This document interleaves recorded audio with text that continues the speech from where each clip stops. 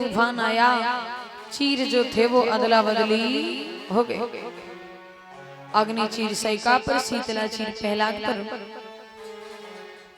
जब सैका ने मंत्र पढ़ा तो विद्वान लिख रहे हैं कि देखते ही देखते सैका खाक हो गई। इतनी तेज ज्वाला निकली सुचिता से, सैका जलने लगी। देवताओं ने देखा कि दीदी मर गई। तो जितने भी राक्षस थे सब कीचड़ उछालने लगे, गंध मचाने लगे। देवताओं ने देखा कि राक्षसी मर गई और भक्त बच गया। तो देवताओं ने पुष्पों की बारिश की। उसी दिन से होली का त्योहार मनाया जाता है। अब प्रहलाद फिर पिताजी की सभा में पहुंचा। बोले पिताजी राम राम। हिरण्यकश्यप सोच रहा है कि वो तो बहनों मरी गई है, वो क्या करोगे।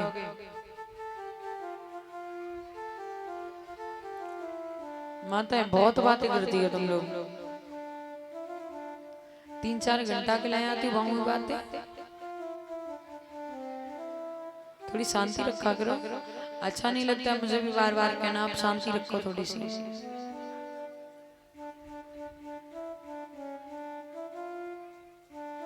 भैया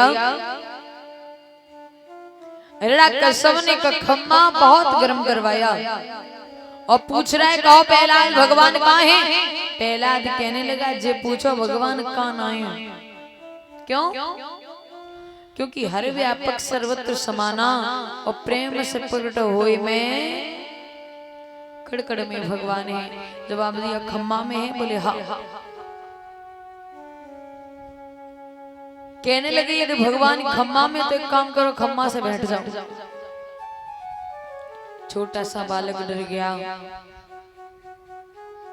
भगवान सोच रहे हैं कि परीक्षा आखिरी है, ऐसा न हो कहीं भक्त डगमगा जाए। तो भगवान ने चींटी का रूप रखा। चींटी का रूप रख के खम्मा के ऊपर नीचे चलने लगे। प्रहलाद ने चींटी को देखा तो सोचने लगा जब ये चींटी ना जली तो हम कैसे जल जाएंगे। भगवान का ध्यान किया, आज भक्त खम्मा से बैठ गया।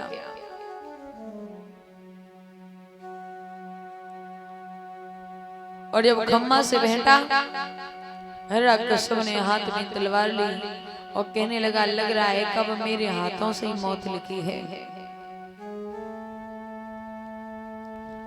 जैसे ही तलवार लेके प्रहार किया तो ध्यान रखना भैया, खम्मा को फाड़ के नरसिंह भगवान का अवतार हुआ। बोल नरसिंह भगवान की। आधे नर हैं और आधे सिंह हैं। हिरण्यकश्यप के केस पकड़े जमीन पर पटक लिया। हिरण्यकश्यप कहने लगा तुम्हारी औकात नहीं है जो तुम हमें मार लो। क्यों? क्योंकि हमने इतने वरदान पहले ही मांग रखे हैं।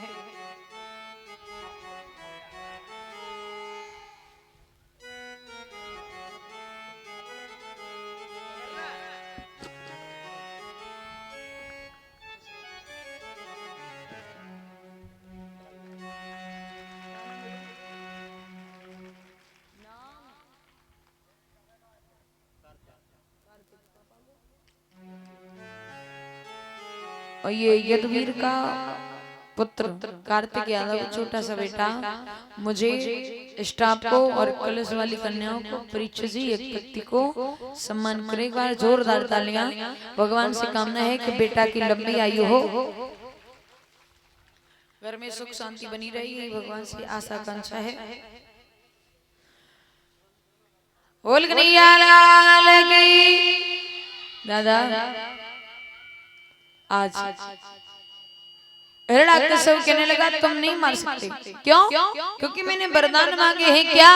पहला वरदान ये है न भीतर मरे ना बाहर। भगवान बोले ध्यान से देखो, न तुम भीतर हो ना बाहर हो, बीच देरी पे रखे हो। दूसरा न ऊपर मरे न नीचे। भगवान बोले न ऊपर हो न नीचे हो, बीचों बीच में लटके हो। तीसरा वरदान ये है न दिन में मरे ना रात में।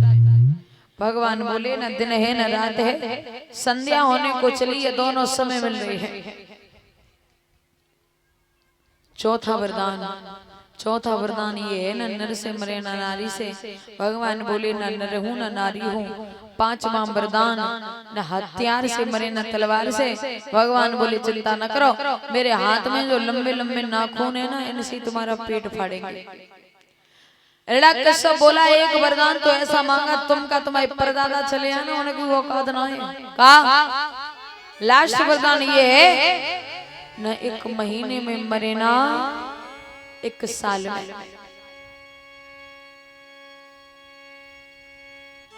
भगवान बोले तो इतने क्यों परेशान है रहे हो, आए तो पूरी व्यवस्था करके लाई।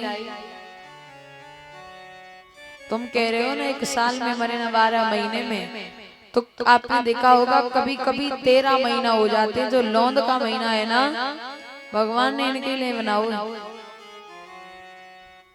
भगवान हिरण्यकश्यप के पेट में घुसा मार रहे। हिरण्यकश्यप कहता है नाथ मुझे छोड़ दो। भगवान बोले मैं पहले पकड़ता नहीं, और एक बार पकड़ लिया फिर छोड़ने वाला नहीं हो। ऐसा ही नहीं हुआ क्या?